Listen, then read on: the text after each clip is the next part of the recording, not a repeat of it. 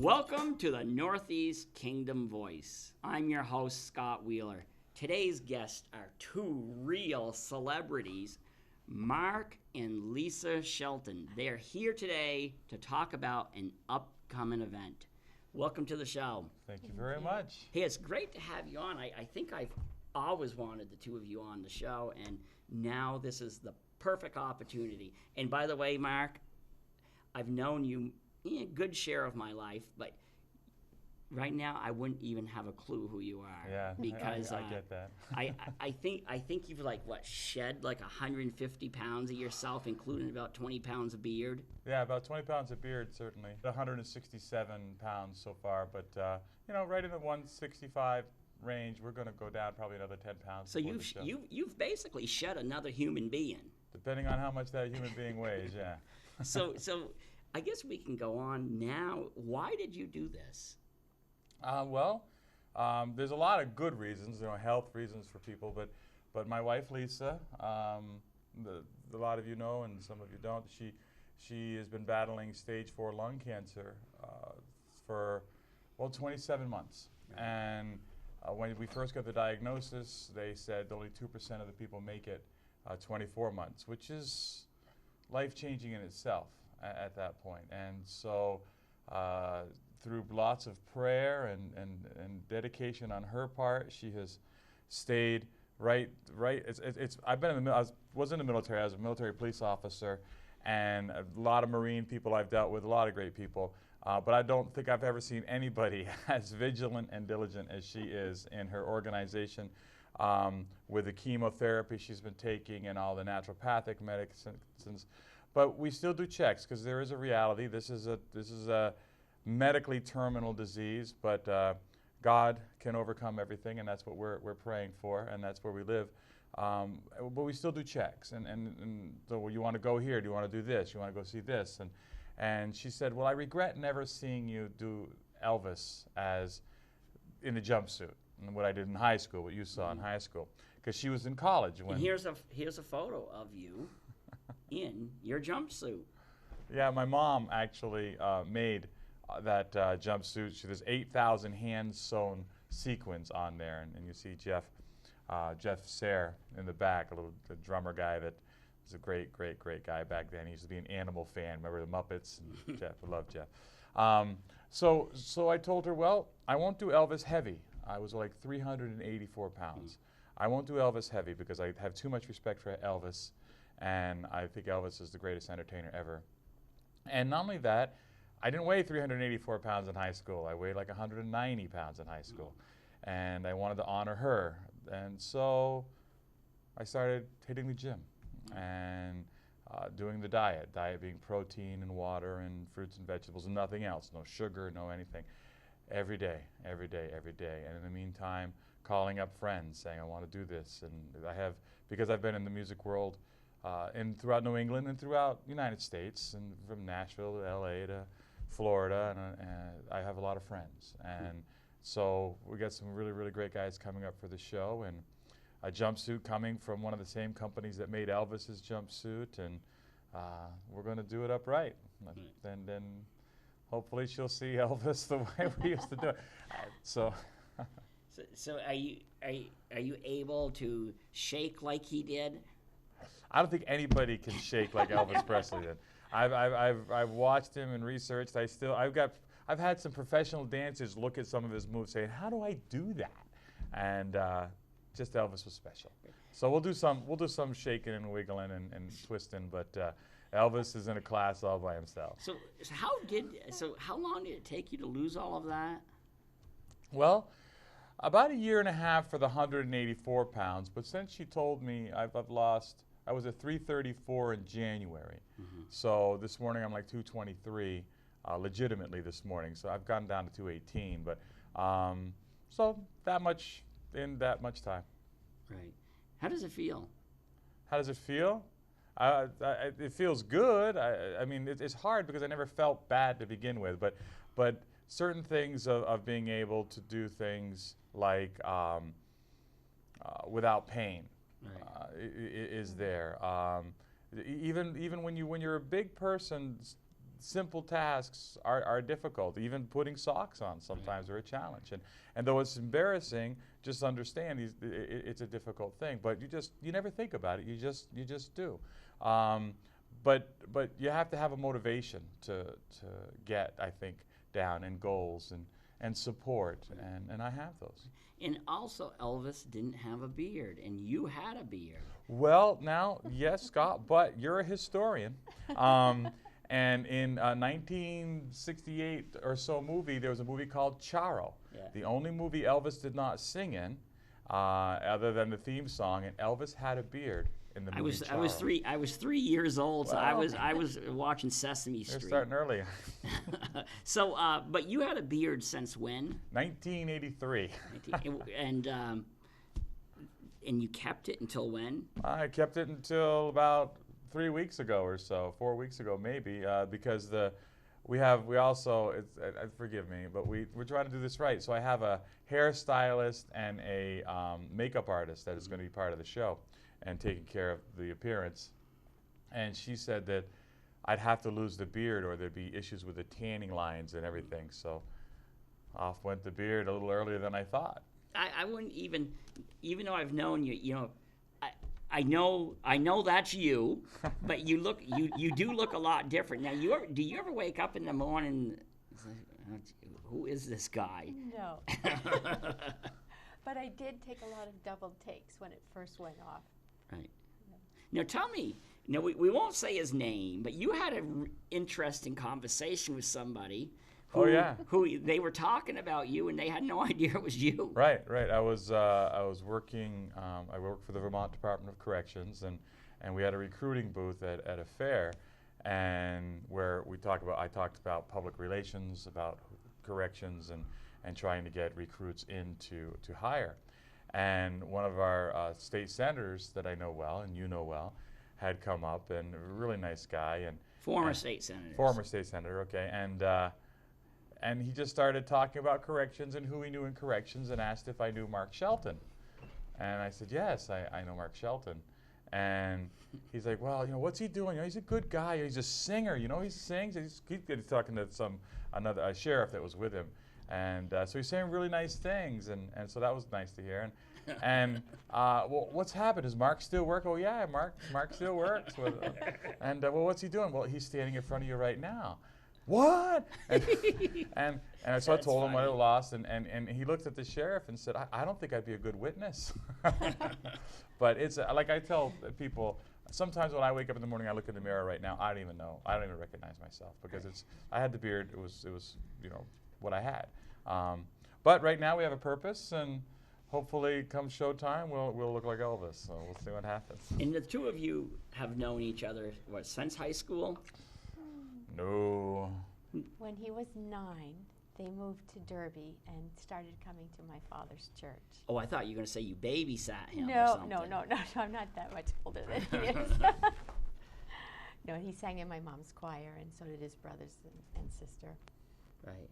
Oh, so you actually go further Yeah. back than... Yeah, we go back Yeah. to like 1972, Yeah, and then we were in youth group together. 71. And, Right. And so what do you think about what he's done here? Because he's done it in a sense for you. Yes, I'm just overwhelmed. I've never been loved like this before. It makes me feel very special. It's a blessing, and I thank God every day for this man that's in my life. And a lot of times, it's like a lot of times people think about Mark Shelton, but as in my life, there's always the person who doesn't quite get the same amount of attention, but you're a very active performer. You're very active in this world. Yes. Well, I do a lot of behind-the-scenes stuff, but a lot of times I'm on the stage with him. We Right. do some duets when we sing, and then when we do the pirate shows for the children, I'm the first maid, and so I'm always running around doing Right. the little helpful things. I know when the Caledonia Record contacted me, they were looking because they every once in a while they'll pick my brain, whatever little I have, and they'll say, "Hey, who do you think in your area deserves recognition?" And I said, "Is it one person?" Well, it has to be one person. I told them, "Mark Shelton," but I really don't want you just to recognize Mark Shelton. Right. And they said, "Why is that?" And I told them your story, and I told them all you do. And they said, "Oh, okay, we'll do both of you." And they did, correct? Yeah, they did a wonderful job, and thank you. And we cannot underscore how important she is. I mean, she makes me wear clothes that are fitting, and she'll make sure I look good, and she'll make sure that things are taken care of in the back of the scene. She'll rehearse. Like right now, even though this concert's for her, she's spending 2 or 3 nights a week working with some background singers, making sure that they have their vocals down. She's doing this, and the way she does it, she's so meticulous. She'll write all the notes, and she'll do it. She's just awesome, and I could never ever dreamed of a better person in my life. And she is, the Bible talks about a helpmate. She is a helpmate and so much more, and she really is my best friend. She's just the greatest person ever. Now, I know you have, the reason I wanted you recognized by the Caledonia Record, both of you, is because a lot of people don't realize how much you donate and do for the community. And so in saying that, I bet you even had to, really think, well, this event is for us. And did you at first feel kind of uncomfortable? Oh yeah. Hosting a fundraiser for yourselves, which I don't think you should, because you've donated thousands of hours, generated thousands of dollars, and for you guys to be going out on that stage, I know you need this help, and I know the community wants to help you. Well, thank you. It is strange. I say it's for her. Because it is, and this type of battle, we praise God that we have insurance and steady job, and the insurance has paid over $1 million in the medical fees since this, and yet we still go through on average around $1,200 out of pocket expenses for travel to and from Dana-Farber, and none of those are complaints. We're blessed, and we're very, very thankful, but here's the thing, Scott. People love her, and like you said, people want to. I think help most her. people like you too. Yeah, well, I know. well, and I'm thankful for that. But you know how people, I talk to her where people, after people, she's going to live forever, I pray. But after people pass, then it goes, well, I remember this guy, and he was such a good guy. I remember this girl, and she's such a good girl. And so you do a great job, Scott, with the history, because you bring these people to life while they're still here. You recognize them. Thanks. You do a great appreciate job. Well, you do. And when do we get a chance? I think in our culture, we miss the opportunity to let people know how much we care. Other than when we're kind of, oh boy, weren't they in the past a good person? Well, they are a good person. You're a good person. People should tell you that. She's wonderful. People should celebrate her life. People should celebrate your life. All our lives should be celebrated while we're living. And because we whatever your thinking and thought is, when we're gone, you could talk all you want. I don't know, right? But now, so this is another way to honor her too, and have a good time. And we thought about what could we raise money for with this project, this Return of the King, or the King Returns project. And then many people said, you should do it for her. You should do it to raise money for her, because there are some really, really significant costs, and no complaints. We're blessed, but funding the bankroll starts going down real quick with this kind of thing. And we've experienced so much listening to the doctors say, what kind of insurance do you have? If you don't have this insurance, well, sorry, we can't help you with life-saving medicine. It's frightening. And then if people can't afford this other stuff, they can't go here and get that. It's a scary proposition. Yeah, no, it is. I hear that time in and time again. When somebody is facing a real battle with their health, that you're also battling the insurance companies, because I know I have friends who are doctors who will tell you that that a lot of times they will want a patient to get a particular kind of treatment, and the person will the insurance company will deny it, and the doctor, particularly my former doctor, Dr. Wood, who recently retired, who's as far as I'm concerned, is a legend. He'd come around and ask, where did you get your medical degree? Well, I don't. I have a high school. Oh, how did you come to this decision that this was not the proper avenue? So, Yeah. you've probably seen some of that yourself. With the Oh yeah, I doctors. could tell you stories. But there was one time where I was on the phone with the hospital and the insurance company, and they were both arguing with each other, and it was a conference call about who's paying what, and that she deserves a treatment, or she gets a treatment, it's paid for, it's not paid for, all that kind of stuff. And I said, look, you two hash it out. I'm just going to get my credit card, and I'm going to pay this, because you can argue all you want. She needs to live, and she needs this medication, and we'll figure out a way to do it. And so I took care of that. But my word, it's a sad system right now that we have. We pray that it gets some wisdom. Right. So when is the concerts? October 1st. There are 2 shows. There's a 2 p.m. show and a 7 p.m. show.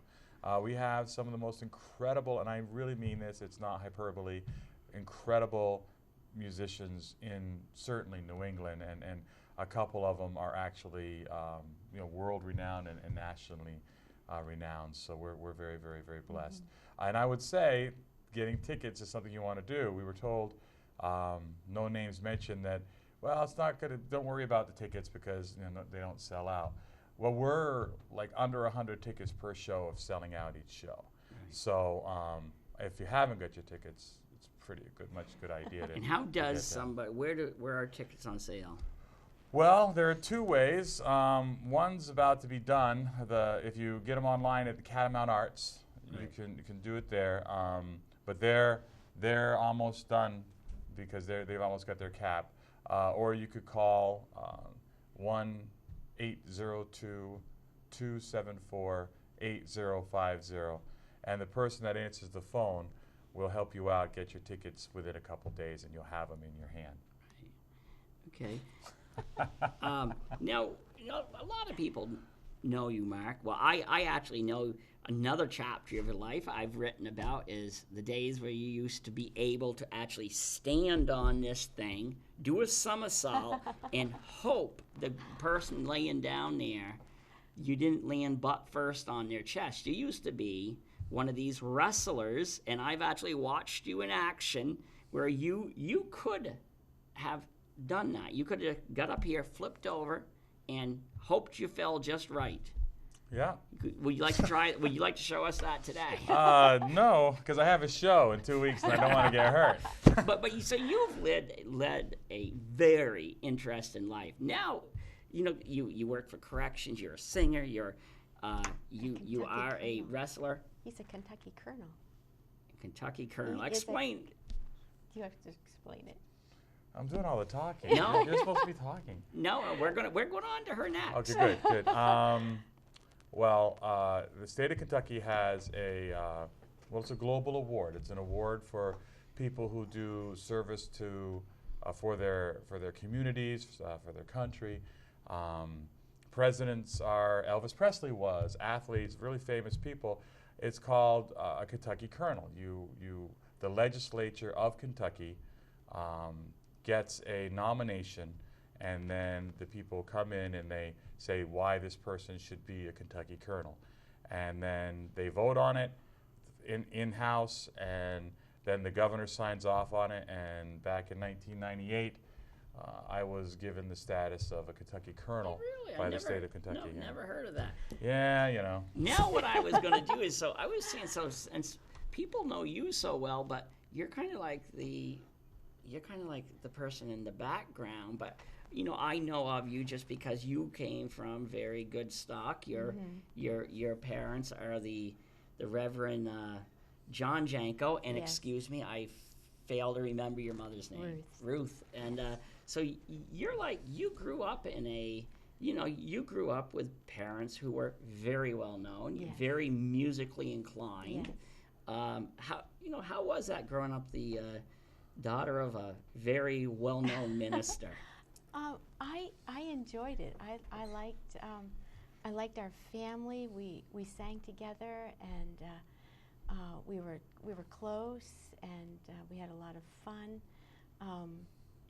We were always taught, remember who you are. That was what my father would say, remember who you are.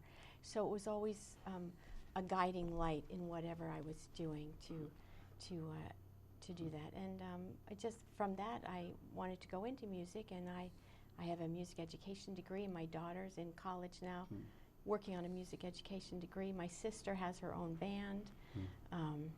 So we're still all musically Then you have a brother in there somewhere, don't you? I do. My brother Stephen, he lives in town, and he doesn't do as much music, but he's a phys ed teacher for Danville. Yeah. So music really binds you two Yeah. together. And the Lord, Jesus is the big thing. But yeah, music.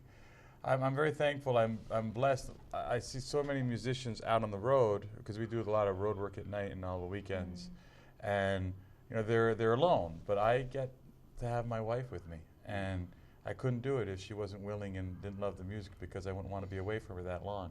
But she comes with me, and we get taken care of, and we do the show. She sang with me last night, so it was really, really good.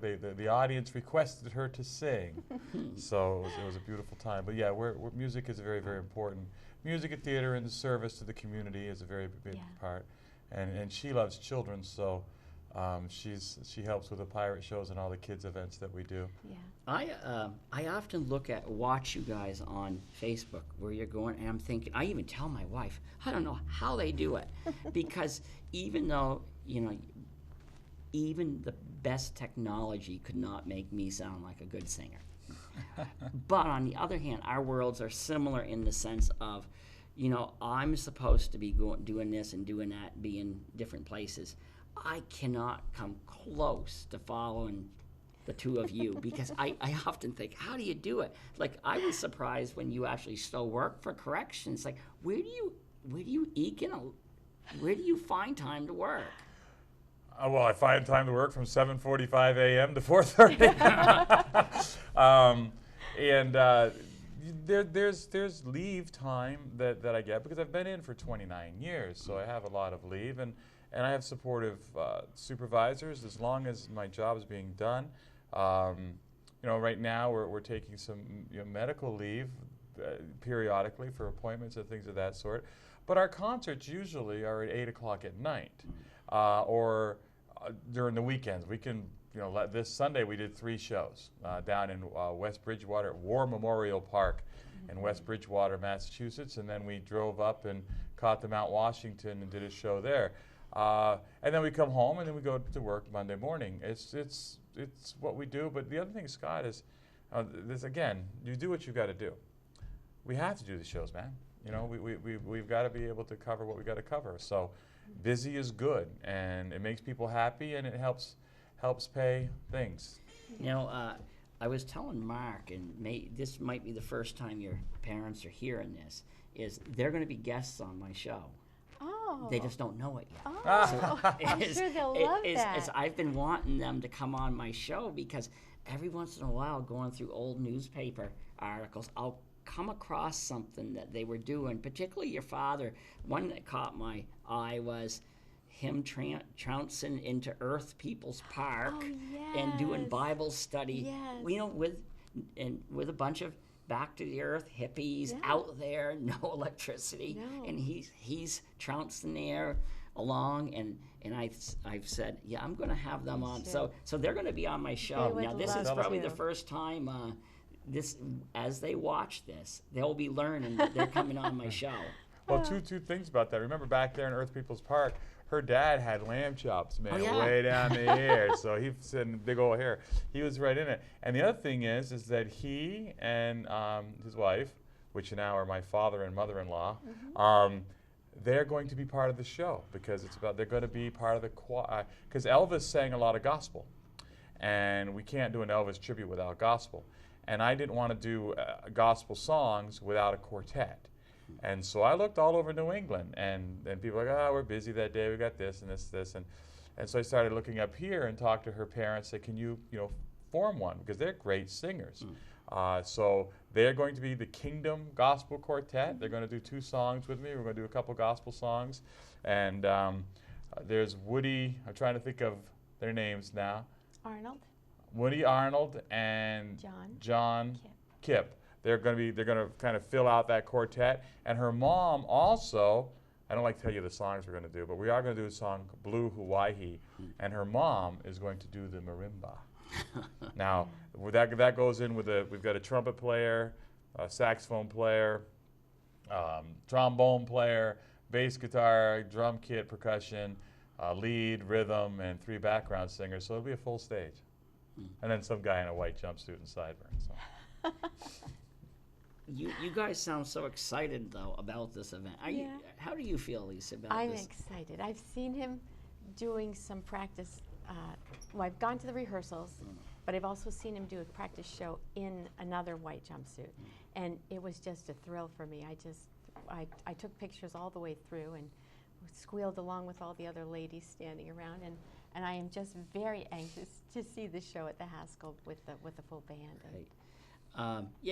And you haven't slowed down that much since you've had cancer, have you? I've tried not to. I can do all things through Christ who strengthens me is one of my little things that I say all the time, but I've substitute taught a lot of times that I could, and I teach Sunday school, and we do the youth group at our church, and I just rest in between. She has to rest in between, and sometimes, and though I say that she comes to the shows, sometimes she's at the shows, but sometimes we'll just have to, have her crash out in the room, or sleep in the room, because it's too much. She likes to travel. She goes, I can either sit at home and sleep here, or I can sleep in the car and come with you, and we'll have nice suppers and stuff like that. But make no bones about it. She's a fighter, and she's dedicated. It's a terrible, terrible, terrible battle. It takes so much, and I tell people, I don't want to talk negative, Scott, but what I've discovered here is that, she is just a miracle, and it's kind of like you're the keeper of a big building, and it's a big brick building, and people walk by and go, this building looks good all the time, but you as the keeper know that this brick over here needs to be replaced, or this one, and you don't get to see her struggle every single day, and though she's awesome and amazing and wonderful, it's a battle, and she's working really, really hard, and it is its own struggle, but at the same time, her faith gives her strength, and God fills it. But she can't work. She wants to, and I believe that one day she will again, because we believe that God's going to come through this. Okay, we only have a few more minutes left, and again, the concert is October 1st, Haskell Opera House, 2 p.m., 7 p.m. Show up early, get this general admission. We're already almost at full, but there's still tickets. So call the numbers that we talked about earlier, or give us a call, 802-274-8050. But I predict they're going to sell out because of the two of you. Wow. Yeah, they're going to be there. They're going to be there to listen to you sing, but I think they're also going to be there for you. Yeah. Because as I said, there's we hear so much bad in the world, so many bad people. Oh no, everywhere I go, there's great people. Absolutely. There are people like the two of you who are doing so much for our region, for our state, for our world. But sadly, they don't always make the news. Right. And I can't think of two more deserving people to have for people to turn out for, because you've both done so much for the area. Well, thank you. And Scott, don't ever think that we don't appreciate how much you do, the joy you bring for people, and the memories that you bring back to life, and you bring people's history to the present, so we all know, and they get to be valued again. So thank you for doing that. Thank you. And as with you, though, you have Lisa, I have Penny, because Penny is behind the scenes. If it wasn't for her telling me, no, don't, or, I joke. I said, I happen to be a slob, and she'll say, everywhere, tuck your shirt in, zip up your zipper, and right before I go up and do something. And if it wasn't for her doing all the behind-the-scenes paperwork with the journal, I wouldn't be nearly what I am today, which I'm not exactly sure what I am. But I'm certainly not I'm certainly not the two of you, because you guys have boundless energy, and I just think you're super. Well, thank you. And all right, well, thanks for coming on, and my best wishes in your battle, because you've beat the odds so far. Yeah. So. Yeah, and I'm thankful to the community for all their prayers and support. Yeah. Okay, thank you. Thank you, Scott. Welcome. And thank you to the viewers for tuning in to another segment of the Northeast Kingdom Voice.